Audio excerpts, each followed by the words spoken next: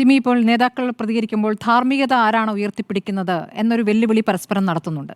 അപ്പോൾ അങ്ങനെ ഒരു ധർമ്മയുദ്ധമായിട്ട് ഈ ഏറ്റുമുട്ടലിനെ കാണുന്നുണ്ടോ? ധാർമ്മികതയില്ല, ധർമ്മയുദ്ധവുമില്ല, അധർമ്മയുദ്ധമാണ് നടന്നുകൊണ്ടിരിക്കുന്നത്. അതിനകത്ത് ഒരു സംശയമില്ല. ആദ്യത്തെ ദിവസങ്ങളിൽ സ്ത്രീകളുടെ വെളിപ്പെടുത്തൽ കണ്ട് കേരളം ഞെട്ടുന്നു. വളരെ ആത്മാർത്ഥമായി രാഷ്ട്രീയ പാർട്ടി നേതാക്കളുമൊക്കെ ഞെട്ടി എന്നാണ് ഞാൻ ശരിക്കും വിചാരിക്കുന്നത്. അവിടെ നിന്നൊക്കെ മാറി ഇതിപ്പോൾ അങ്ങോട്ടും ഇങ്ങോട്ടുമുള്ള കണക്ക് തീർക്കലായി മാറിയിരിക്കുകയാണ്. കാണിച്ചു തരാം, എനിക്കൊന്ന്, അങ്ങനെയാണെങ്കിൽ നിനക്ക് 10, നിനക്ക് 10 ആണെങ്കിൽ എനിക്ക് 100 പറഞ്ഞാൽ ഞാൻ തിരിച്ചൊരു 1000. അങ്ങനെ അങ്ങോട്ടും ഇങ്ങോട്ടുമുള്ള തെളിവുകൾ തപ്പി നടക്കുകയാണ്. പഴയ രേഖകൾ സംഘടിപ്പിക്കുകയാണ്. കൂടുതൽ പരാതിക്കാരെങ്കിലും ഉണ്ടോ എന്ന് തപ്പി ഇറങ്ങിയിരിക്കുകയാണ്. ഇങ്ങനെയല്ല ഒരു കേസ് സ്ത്രീകൾക്കെതിരായ അതിക്രമം ഉണ്ടാകുമ്പോൾ രാഷ്ട്രീയ പാർട്ടികൾക്ക് ആത്മാർത്ഥത ഉണ്ടായിരുന്നെങ്കിൽ അത് ഡീല് ചെയ്യേണ്ടിയിരുന്നത്, അതിനോട് പ്രതികരിക്കേണ്ടിയിരുന്നത്. ഇപ്പം നോക്കൂ, BJPയുടെ നേതാവ് C. കൃഷ്ണകുമാറിനെതിരെയുള്ള ഒരു ലൈംഗിക ആരോപണം എന്ന് പറഞ്ഞ് പുറത്തു വന്ന വാർത്ത, ആ വാർത്ത 10-15 വർഷം മുമ്പ് ഒരു വസ്തുതർക്കവുമായി ബന്ധപ്പെട്ടുള്ളതാണെന്നുള്ള എല്ലാവർക്കും അറിയാവുന്ന സംഭവമാണ്. നമ്മൾ കഴിഞ്ഞ ദിവസം മീഡിയ എഡിറ്ററിൽ നമ്മൾ പറയുകയും ചെയ്തു, ഇതാണോ വരാൻ പോകുന്നതെന്ന്. അത് തന്നെ വരികയും ചെയ്തു. ആ കാര്യത്തിൽ അതിൻ്റെ കൂടുതൽ വിശദാംശങ്ങൾ എന്തായാലും പരാതിക്കാരിയാണ് പുറത്തു കൊടുക്കേണ്ടത്. പക്ഷേ പല തവണയായി പരാതി പോയ കോടതിയിൽ ഈ കേസ് പോയി. ആ കേസിനകത്ത് അന്നത് സെക്ഷൽ അസോൾട്ട് അല്ല, ഫിസിക്കൽ അസോൾട്ടായിട്ടാണ് കോടതിയിൽ വന്നത്. ഫിസിക്കൽ അസോൾട്ടിൽ തെളിവില്ല എന്ന് പറഞ്ഞ് കോടതി തള്ളിയ കേസാണ്. ഇനി അതിനകത്ത് ഒരു സെക്ഷൽ അസോൾട്ട് ഉണ്ടായിരുന്നു, അത് പുതിയ സെക്ഷൽ അസോൾട്ടാണോ എന്നുള്ളതൊക്കെ പരാതിക്കാരിയോ പരാതിക്കാരിയുടെ കൂടെയുള്ള ആളുകളാണ് പറയേണ്ടത്. രാജീവ് ചന്ദ്രശേഖർ BJPയുടെ സംസ്ഥാന പ്രസിഡന്റ് കൊടുത്ത പരാതിയിൽ അങ്ങനെ ഒന്നുമില്ല. വളരെ വേഗമായിട്ട് ഇയേഴ്സ് ബാക്ക് എന്ന് പറഞ്ഞു തുടങ്ങുന്ന ഒരു പരാതിയാണ്. ഇത് വായുവിൽ നിർത്തുന്ന വായുവിലുള്ള അടിയാണ്. ഇങ്ങനെയല്ല, ഇത് കണക്ക് തീർക്കാൻ വേണ്ടിയുള്ളതാണ്. ആ വാർത്ത വന്ന് പെട്ടെന്ന് തന്നെ നോക്കൂ, യൂത്ത് കോൺഗ്രസിൻ്റെ ഭാഗത്തു നിന്ന് ഒരു പ്രതിഷേധം പൊട്ടിപ്പുറപ്പെടുന്നു. ഇത് കണക്ക് തീർക്കലിൻ്റെ അപ്പുറം വേറെ ഒന്നുമില്ല. ഉണ്ടയില്ല വെടിയായി വെറും മണിക്കൂറുകൾ മാത്രം ആയുസ്സുള്ള ഒരു ആരോപണമായി അത് അവസാനിക്കുകയും ചെയ്തു. കേരളത്തിൽ എത്ര മന്ത്രിമാർ, 5-6 മന്ത്രിമാർ സ്ത്രീ വിഷയവുമായി ബന്ധപ്പെട്ട് രാജിവെച്ച് പുറത്തു പോയിട്ടുണ്ട്, P.T. ചാക്കോ മുതൽ.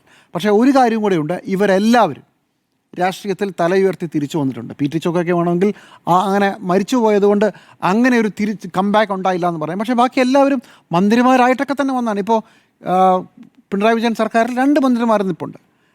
കേരളത്തിൽ ഉയർന്നിട്ടുള്ള ഒരു ലൈംഗിക കേസുകളും തെളിയിക്കപ്പെടുകയോ പ്രതികൾ ശിക്ഷിക്കപ്പെടുകയോ ചെയ്തിട്ടില്ല പ്രധാനപ്പെട്ട രാഷ്ട്രീയ പാർട്ടി നേതാക്കളുടെ കാര്യത്തിൽ. വലിയ കോളുകളൊക്കെ ഉണ്ടാക്കിയത് P.K. കുഞ്ഞാലിക്കുട്ടിയുടെ കേസ്, P.J. ജോസഫിൻ്റെ കേസ്, KB ഗണേഷ് കുമാറിൻ്റെത് ഫോട്ടോകളടക്കം പുറത്തു വന്നു. വീട്ടിനകത്തുള്ള അതിക്രമമായിരുന്നു. അങ്ങനെ ഒരുപാട് സംഭവങ്ങൾ ഒന്നും തെളിയിക്കപ്പെട്ടില്ല. പിന്നെ നമുക്കറിയാവുന്ന കഴിഞ്ഞ 10 വർഷം നമ്മുടെ ഓർമ്മയിലെ 2 പ്രധാനപ്പെട്ട സ്ത്രീ കഥാപാത്രങ്ങൾ കേന്ദ്ര ബിന്ദുവായി നിന്ന 2 സംഭവങ്ങൾ, അത് സരിതയുടേതാണ്. 2 സ്വപ്നയും ആ രീതിയിലുള്ള ആരോപണം ഉന്നയിച്ചതാണ്. സരിത കേസിന് സമയത്തൊക്കെ കേരളം ഇളകി മറിഞ്ഞതാണ്. എന്നിട്ട് എന്തായി? ഒന്നും ആയില്ല.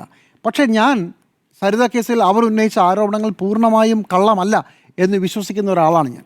പക്ഷേ ഓർക്കുന്നില്ലേ, സരിതയുടെ 22 പേജുള്ള കത്ത്, അത് 22 ആണോ 26 ആണോ 28 ആണോ, ആ കത്ത് പുറത്ത് പോകാതിരിക്കാനുള്ള ശ്രമം, കത്തിലെ ചില പേജുകൾ ഒഴിവാക്കാനുള്ള ശ്രമം, ഇതെല്ലാം നമ്മൾ കണ്ടതാണ്. എന്നിട്ട് വേങ്ങര ഉപതെരഞ്ഞെടുപ്പിൻ്റെ ദിവസം രാവിലെ മുഖ്യമന്ത്രി പിണറായി വിജയൻ ആ കേസിൽ അന്വേഷണം പ്രഖ്യാപിച്ചു. അത് നമ്മൾ കണ്ടതാണ്. രാഷ്ട്രീയത്തിന് വേണ്ടി ഈ കാര്യങ്ങൾ ഉപയോഗിക്കുക, അതിനുശേഷം ആ കേസ് പൊടി പോലും ഇല്ലാതെ അവസാനിക്കുകയും ചെയ്യും. ഈ കേസുകൾ ഒരറ്റം വരെ എത്തിക്കാൻ ആർക്കും താല്പര്യമില്ല.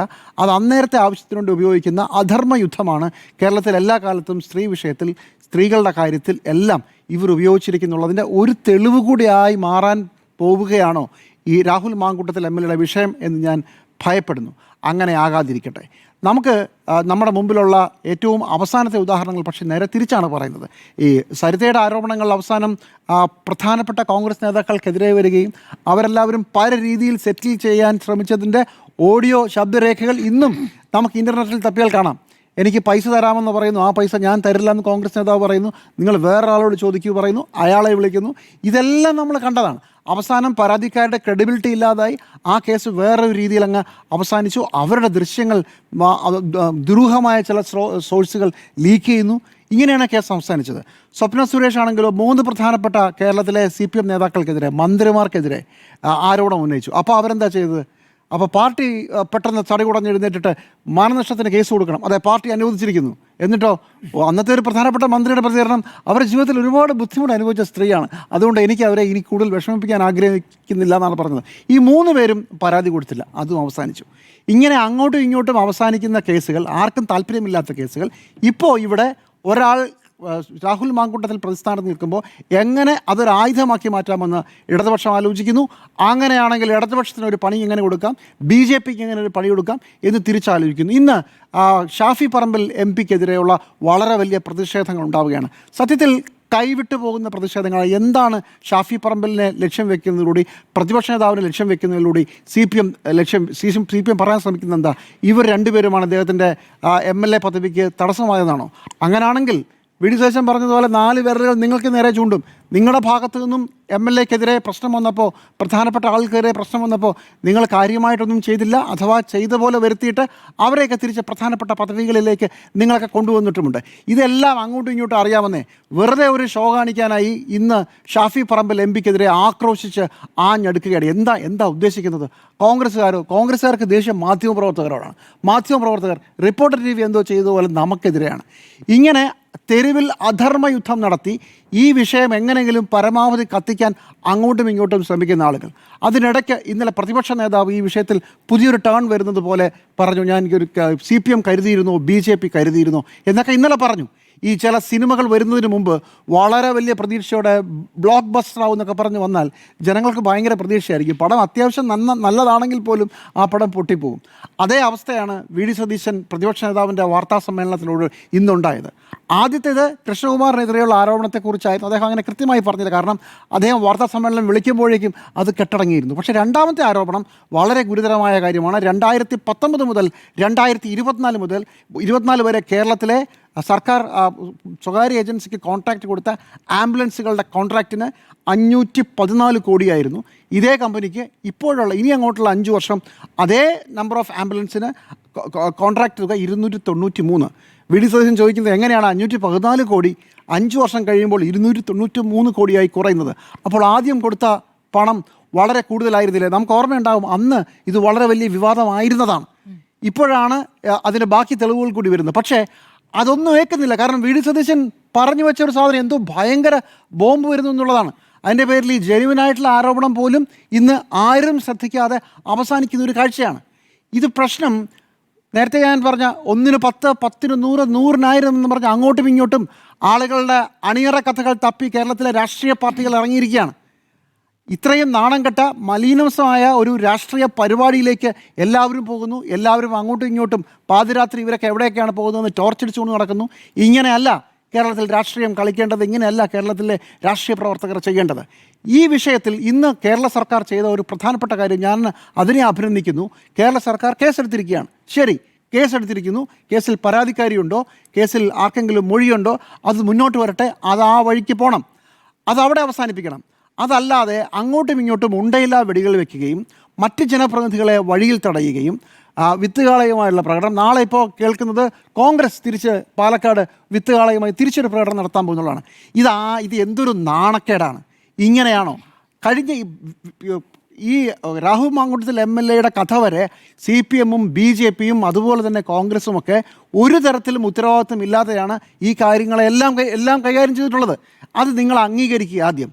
ഇത് ഒരു പുതിയ സാഹചര്യമാണെന്ന് നിങ്ങളെല്ലാം മനസ്സിലാക്കുന്നു. ആ പുതിയ സാഹചര്യത്തിൽ പ്രാഥമിക അംഗത്വത്തിൽ നിന്ന് പുറത്താക്കി എന്നുള്ളത് ശരി.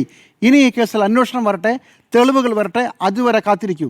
അതിന് പകരം പഴയ കഥകൾ എടുത്തുകൊണ്ട് വരിക, ചില ദുസ്സൂചനകൾ കൊടുത്തുകൊണ്ട് വാട്സാപ്പ് ഗ്രൂപ്പുകളിൽ ചർച്ച നടത്തുക. ഇങ്ങനെയല്ല ഈ വിഷയം കൈകാര്യം ചെയ്യേണ്ടത്. നിങ്ങൾ ഒരു തവണ കൂടി വളരെ ഗൗരവമായി ഉയർന്നു വരുന്ന സ്ത്രീ പീഡന ചർച്ചയെ, ഒരു സ്ത്രീ, സരിതയുടെ കേസ് ഞാൻ കാണുന്നത് വ്യവസായ രംഗത്തേക്ക് ഒരു സ്ത്രീ വന്നാൽ അവരെങ്ങനെയൊക്കെ ചൂഷണം ചെയ്യപ്പെടും എന്നുള്ളതിൻ്റെ മകുട ഉദാഹരണമായിട്ടാണ്. സ്വപ്ന സുരേഷിൻ്റെ കാര്യത്തിൽ ഒരു മുഖ്യമന്ത്രിയുടെ ഓഫീസ് എങ്ങനെ ഒരാവശ്യം വന്നാൽ വളയും എന്നുള്ളതിൻ്റെ തെളിവായിട്ടാണ്. ഇത് രണ്ടും എങ്ങും എത്താതെ പോയത് അങ്ങോട്ടും ഇങ്ങോട്ടുമുള്ള വ്യാജ ആരോപണങ്ങൾക്കിടയിൽപ്പെട്ട് ശരിയായ ആരോപണങ്ങൾ ഇല്ലാതായതുപോലെയാണ്.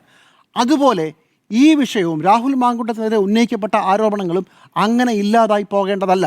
ഇപ്പോൾ രാഷ്ട്രീയ പാർട്ടികൾ അങ്ങോട്ടും ഇങ്ങോട്ടും ഉള്ള കഥകളും ഇല്ലാത്ത കഥകളും സാങ്കല്പിക കഥകളും വാരി എറിഞ്ഞ് ഇതുകൂടി നിങ്ങൾ ഇല്ലാതാക്കാൻ പോവുകയാണ്. കാരണം ഇവരുടെ ആഗ്രഹം തൽക്കാലം ഇതിനകത്തുനിന്നൊരു ഡൈവേർഷനാണ്. കോൺഗ്രസിന് അത്യാവശ്യം വേണ്ടത് അപ്പുറത്തേക്കുള്ള 2 പെണ്ണ് കേസ് വേണം, 2 പെൺ കഥകൾ വേണം. ആ കഥകൾക്ക് വേണ്ടിയുള്ള ശ്രമമാണ്. CPM-ന് ഈ കഥയിൽ കൂടുതൽ തെളിവുകൾ വേണം. തൽക്കാലത്തേക്ക് എന്തിനാണ്? അടുത്ത ഇലക്ഷൻ ഇയറാണ്, അത് കത്തി നിർത്തിക്കുക എന്നതിനപ്പുറം ഒരാത്മാർത്ഥതയുമില്ല. അതല്ലെങ്കിൽ ഒന്ന് ആലോചിച്ച് നോക്കൂ, ഇവിടെ സരിത കേസിൽ, സ്വപ്ന സുരേഷ് കേസിൽ ഉയർത്തിയ ആരോപണങ്ങൾ മുഴുവൻ എങ്ങുമല്ലാതെ പോയി. അന്ന് ആരോപണം ഉന്നയിച്ച ആരെങ്കിലും മാപ്പ് പറഞ്ഞു? എന്തെങ്കിലും രീതിയിൽ ഞങ്ങൾക്ക് തെറ്റിപ്പോയെന്ന് പറഞ്ഞു? കേരളത്തിൽ ഏതെങ്കിലും ആരോപണങ്ങൾ തെറ്റിപ്പോയാൽ അത് മാപ്പ് പറഞ്ഞ് അവസാനിപ്പിക്കുമോ? ഇല്ലല്ലോ. അവരടുത്ത വിഷയത്തിൻ്റെ പുറകെ പോവും. ഇപ്പോൾ ഉദാഹരണത്തിന് കെ എം മാണിക്കെതിരെ വളരെ വലിയ ആരോപണമുണ്ടായി. ആ ആരോപണം നടത്തിയ ആളുകൾ കെ എം മാണിയുടെ പാർട്ടിയെ അടുത്ത ഇലക്ഷൻ ആകുമ്പോഴത്തേക്കും അങ്ങനെ തന്നെ എടുത്ത് ഇപ്പുറത്ത് കൊണ്ടുപോയി വെച്ചു. ശരി, അത് രാഷ്ട്രീയമാണ്. അന്ന് നിങ്ങൾ ഉന്നയിച്ച ആരോപണം ആരോട് ചോദിക്കാൻ? ആരോപണങ്ങൾ ഉന്നയിക്കാനല്ലാതെ ആ ദിവസത്തെ അന്നത്തെ അന്നം എന്നുപോലെ അടുത്ത 4 മാസത്തെ രാഷ്ട്രീയ ലാഭമല്ലാതെ ഒരു ആരോപണങ്ങളുടെക്കും ഉത്തരവാദിത്വമില്ലാത്ത രീതിയിലാണ് കാര്യങ്ങൾ പോകുന്നത്. ഒരു കാരണവശാലും കേരളത്തിലെ ജനങ്ങൾക്ക് ഇതിപ്പോൾ നമ്മൾ ഈ ചർച്ച തുടങ്ങിയിട്ട് 5 or 6 ദിവസമായി. ജനം അടുത്ത് കളഞ്ഞിട്ട് പോകും. അതോടുകൂടി കാര്യങ്ങൾ വളരെ എളുപ്പമാകും. ഈ കേസും അവസാനിക്കും. ഇതാണ് സംഭവിക്കാൻ പോകുന്നത്. ഈ കേസും അവസാനിക്കും എന്ന് മാധ്യമങ്ങളും ജനങ്ങളും അടുത്ത വിഷയങ്ങളുടെ പിന്നാലെ പോകുന്നു. പുതിയ വാർത്തകളൊന്നും വരാതിരിക്കുന്നതോടുകൂടി ഈ വിഷയം തീരും. വളരെ സ്മൂത്തായി ഈ കേസും അവസാനിക്കും. ഒരു രാഷ്ട്രീയ നേതാവ് കൂടി വില്ലാളി വീരനായി തിരിച്ചു വരും. അതാണ് അങ്ങോട്ടും ഇങ്ങോട്ടുമുള്ള ഇല്ലാത്ത ആരോപണങ്ങളുടെ പേരിൽ കോപ്രായം കാണിക്കുമ്പോൾ ഉണ്ടാകുന്നത്. അങ്ങനെ സംഭവിക്കാതിരിക്കട്ടെ. ഈ വിഷയത്തിൽ ഇനി പരാതിക്കാരിയുടെ മൊഴി വരണം. പോലീസ് അന്വേഷിച്ച് കണ്ടെത്തട്ടെ. അതുവരെ ജനുവിനായ ആരോപണങ്ങൾ, ജനുവിനായ വിഷയങ്ങൾ ഉന്നയിക്കാൻ ദയവായി ശ്രമിക്കുക. ഇന്ന് വി ഡി സതീശൻ ഉന്നയിച്ച ആംബുലൻസിൻ്റെ ആരോപണം ഒരു പ്രത്യാരോപണങ്ങൾ മുങ്ങിപ്പോകേണ്ടതല്ല. വളരെ ഗൗരവമുള്ളൊരു വിഷയമാണ്. അദ്ദേഹം ഒരു തവണ കൂടി വാർത്താ സമ്മേളനം നടത്തി കൂടുതൽ തെളിവുകളുമായി ഒന്നുകൂടെ വരണം. അത് വിശദമായി പറയണം. അതല്ലാതെ സി കൃഷ്ണകുമാറിൻ്റെ 15 വർഷം പഴയ കേസെടുത്തിട്ട് അതിൻ്റെ പേരിൽ യൂത്ത് കോൺഗ്രസ്സുകാരെ ഇളക്കി വിടലല്ല ചെയ്യേണ്ടത്. അങ്ങനെ ഒരു പുകമറയുടെ ആവശ്യമില്ല. ഇതാണ് എൻ്റെ അഭിപ്രായം.